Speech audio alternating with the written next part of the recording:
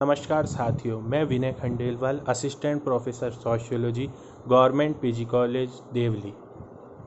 अपने नए चैनल सरल समाजशास्त्र सभी के लिए मैं आपका स्वागत करता हूं। दोस्तों, जैसा नाम से ही स्पष्ट है, इस चैनल में मैं आपको समाजशास्त्र बहुत ही सरल अंदाज में, सहज अंदाज में बताऊंगा और यह केवल किसी विशेष वर्ग तक सीमित नहीं है। अर्थात ऐसा नहीं है कि किसी विशेष महाविद्यालय या विश्वविद्यालय की परीक्षाओं से संबंधित हो या फिर किसी विशेष प्रतियोगी परीक्षाओं जैसे किसी राज्य की स्कूल लेक्चर, कॉलेज लेक्चर या नेट परीक्षाओं के लिए उपयोगी हो। ये सभी के लिए समान रूप से उपयोगी होगा। किसी न किसी रूप में आपको यहाँ से कुछ ना कुछ ज्ञान अवश्य मिलेगा, ऐसी उम्मीद मैं करता हूँ। साथियों, इस नए चैनल के शुभारंभ में मैं समाजशास्त्र विषय में किसी टॉपिक को आपके सामने इंट्रोड्यूस नहीं करूँगा, क्योंकि वो तो अपन धीरे धीरे आगे अपने अगली पोस्टों में या अगली वीडियो में अवश्य ही करेंगे। आज मैं आपको केवल यह बताना चाहता हूँ कि समाजशास्त्र विषय जिसे हमने चुन लिया है प्रतियोगी परीक्षाओं के लिए, चाहे वो स्कूल लेक्चर एग्ज़ाम हो, कॉलेज लेक्चर एग्ज़ाम हो, या फिर हम उस विषय में नेट जेआरएफ करना चाहें, पीएचडी करना चाहें, पीडीएफ करना चाहें या अन्य कोई डिग्री हासिल करना चाहें, विदेश में जाना चाहें, कोई कोर्स करना चाहें, कोई फेलोशिप लेना चाहें, हम कुछ भी करना चाहें, पर हमें कुछ बेसिक चीज़ों को ध्यान में रखना ही पड़ेगा यदि इस विषय में सफलता हासिल करनी है साथियों। तो चाहे आप नेट एग्ज़ाम की तैयारी कर रहे हो दोस्तों, चाहे किसी राज्य के स्कूल लेक्चर, चाहे वो यूपी हो, राजस्थान हो, बिहार हो, एमपी हो या कहीं भी हो, किसी दूसरे देश में हो, या फिर कोई विश्वविद्यालय की परीक्षा हो आपकी, या सिविल सेवाओं में आप इसको चयन किया हो आपने, यह टॉपिक सभी के लिए दोस्तों समान रूप से उपयोगी रहने वाला है, ऐसी उम्मीद मैं करता हूँ। मैं आपको एक उदाहरण के माध्यम से अपने टॉपिक को समझाना चाहूँगा। यदि मैं आपसे पूछता हूँ कि आप जिस भी परीक्षा की तैयारी कर रहे हैं समाजशास्त्र विषय में, आप कितने घंटे समाजशास्त्र विषय को देंगे? आपके जवाब दोस्तों सभी के अलग अलग हो सकते हैं। कोई कहेगा 2 घंटे, 4 घंटे, 8 घंटे, 12 घंटे, सभी अपनी क्षमता के अनुसार उत्तर देंगे। मैं मान के चलता हूँ कि आप इस विषय को 4 घंटे देना चाहते हैं। यदि 4 घंटे भी गहनता से अध्ययन किया जाए तो 4 घंटे कम नहीं होते। ऐसा नहीं है कि जो 16-18 घंटे मेहनत करेगा वही सफल होगा, और ऐसा भी नहीं है कि बहुत ही गंभीरता से सब कुछ भुला के पढ़ा जाए। नहीं दोस्तों, खेल खेल में पढ़ने की आदत भी सीखिए आप लोग। तो मैं मान के चलता हूँ कि आप 4 घंटे समाजशास्त्र पढ़ना चाहते हैं, तो मैं आपको बताऊंगा कि यदि आप 4 घंटे पढ़ना चाहते हैं इस विषय को, तो आप इसे 4 बराबर भागों में बांट लीजिए। अर्थात यदि कोई विद्यार्थी 4 घंटे इस विषय को पढ़ता है तो 1 घंटा उसे अवश्य देना चाहिए प्रीवियस पेपर्स में। इसका मतलब समझे आप, किसी भी विषय में पूर्व में आए गए प्रश्न। जी हाँ, मैं बिल्कुल यही कह रहा हूँ। आजकल आप पैटर्न उठाकर देखेंगे साथियों, तो आप देखेंगे कि परीक्षा कोई भी हो, चाहे वो सेट हो, चाहे नेट हो, या college lecture, school lecture, university exam में तो हमेशा से ही रिपीटेशन रहा है।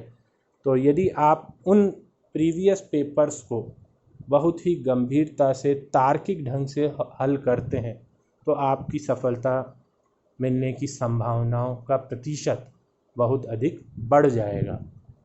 जी हाँ, अब किस प्रकार उन प्रश्नों को हल किया जाए? प्रश्नों को हल करने का अर्थ ये नहीं है कि किसी प्रश्न के 4 ऑप्शन हुए और हमने एक पे टिक लगा दिया और उसको याद कर लिया। नहीं, जैसे भारत की राजधानी क्या है, आपके सामने ऑप्शन है दिल्ली, मुंबई, कोलकाता, चेन्नई। ठीक है, आपको पता है कि आंसर नई दिल्ली होगा।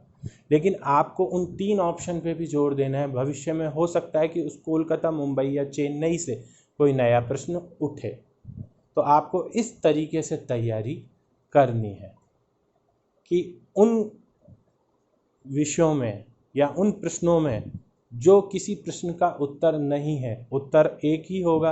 अब जो 3 ऑप्शंस बच गए, आपको यह ध्यान रखना है एनालिटिकल पढ़ाई में कि इन तीनों ऑप्शन पर क्या नया प्रश्न कोई क्रिएट हो सकता है, तो आपको उस हिसाब से अपनी तैयारी को लेके जाना है। तो आप अपना 1/4 भाग जो भी आप स्टडी कर रहे हैं, इसमें ध्यान रखिए विषय आपका बदल भी सकता है।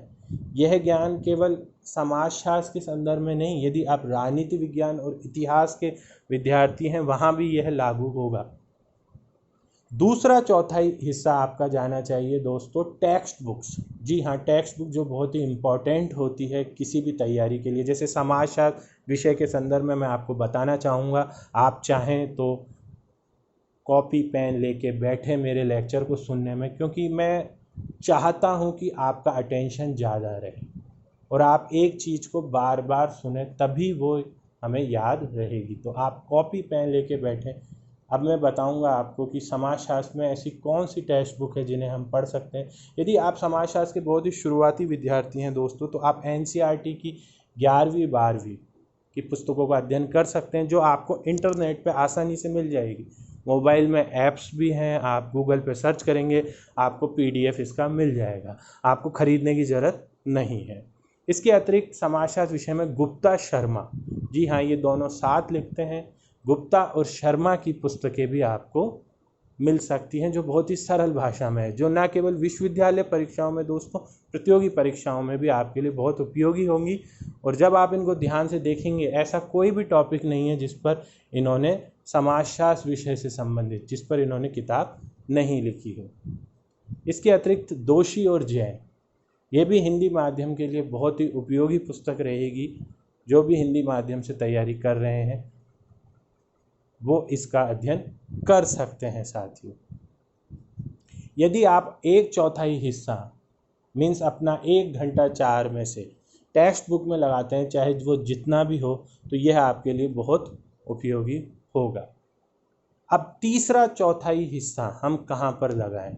तो तीसरा चौथाई हिस्सा किसी भी विषय के लिए दोस्तों डिक्शनरी बहुत ही उपयोगी होती है। सामान्य जन लोग ये सोचते हैं कि डिक्शनरी का अर्थ केवल इंग्लिश की डिक्शनरी है, जो हमारे घर में सभी के मौजूद है, चाहे वो इंग्लिश टू इंग्लिश रूप में हो, चाहे इंग्लिश टू हिंदी रूप में हो, हम सभी के घरों में आसानी से मिल जाती है। लेकिन दोस्तों आपको डिक्शनरी के बहुआयामी मल्टी डायनेमिक फॉर्म्स का भी मतलब समझना होगा। डिक्शनरी हर विषय से संबंधित होती है, केवल हिंदी, इंग्लिश, संस्कृत की ही डिक्शनरी नहीं होती। और डिक्शनरी का अर्थ होता है उस विषय की A से Z तक की जानकारी। समाजशास्त्र विषय में भी दोस्तों अनेक डिक्शनरी हैं। यदि हम इंग्लिश मीडियम की बात करें तो ऑक्सफोर्ड पियर्सन की डिक्शनरी, हिंदी मीडियम में JP सिंह की डिक्शनरी, हरिकृष्ण रावत, यहाँ पे मैं दोबारा नाम दूंगा, हरिकृष्ण रावत की डिक्शनरी, जो कंपटीशन एग्ज़ाम के बच्चे हैं, चाहे वो स्कूल लेक्चर हो, कॉलेज लेक्चर हो, PhD के एग्ज़ाम्स हों, उसमें बहुत ही उपयोगी रहेगी। इनकी 2 डिक्शनरी आती है, एक उच्चतर समाजशास्त्रीय शब्दकोश, मैं फिर रिपीट कर रहा हूँ, आप चाहें तो लिख लें अपने कॉपी में, नोट डाउन कर लें, उच्चतर समाजशास्त्रीय शब्दकोश, हरिकृष्ण रावत, जो बेहद उपयोगी डिक्शनरी है।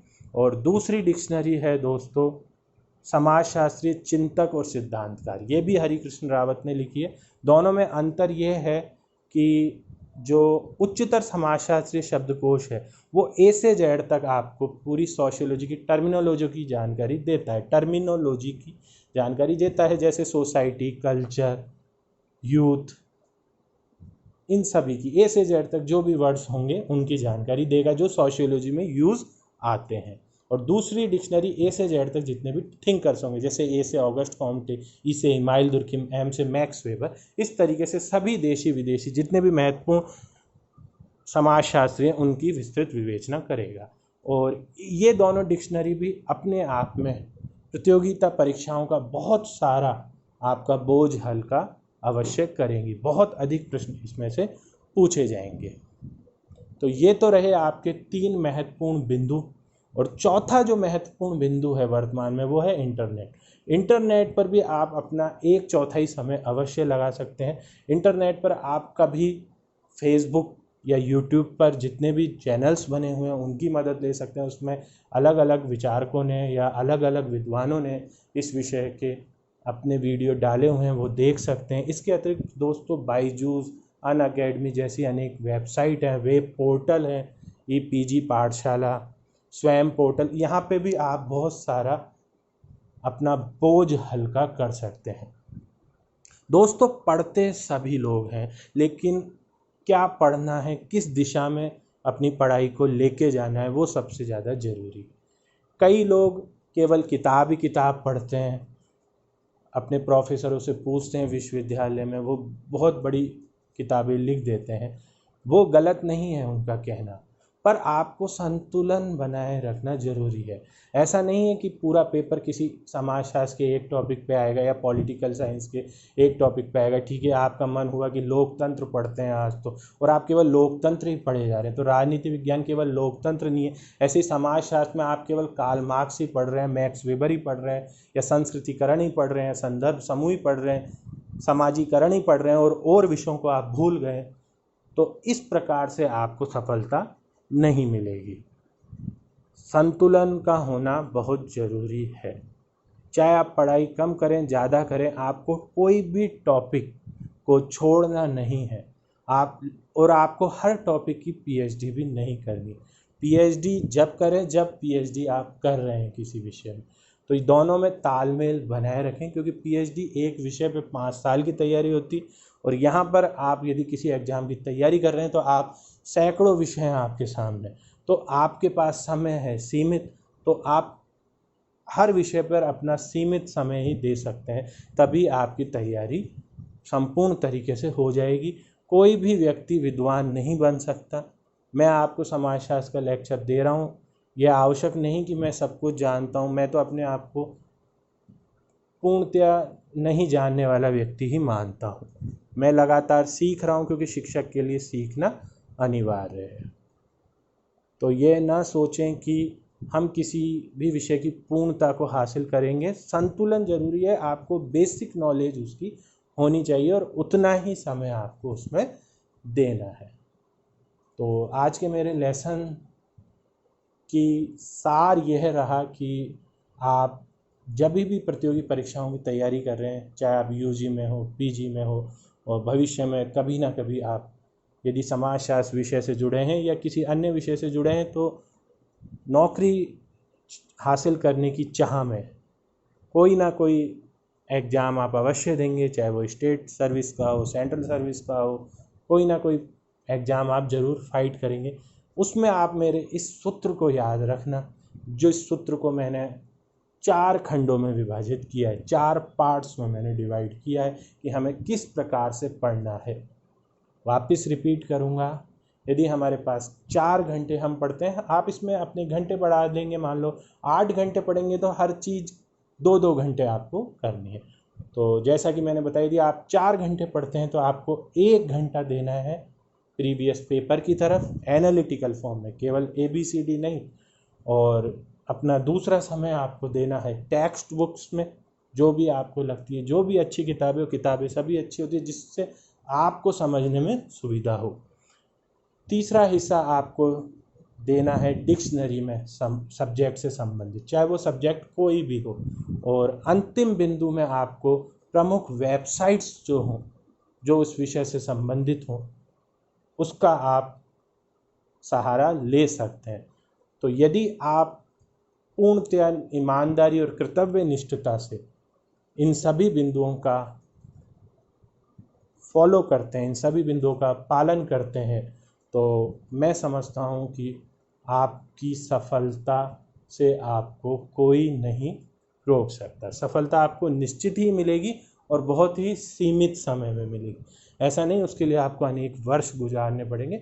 आपका जब भी अटैम्प्ट होगा, आप इन सभी बिंदुओं का ध्यान करते हैं, अच्छे से करते हैं, तो आपको सफलता मिलेगी। हम अपना जो नया चैनल है सरल समाजशास्त्र सभी के लिए में, यह मेरा पहला एक ऑफिशियल वीडियो है।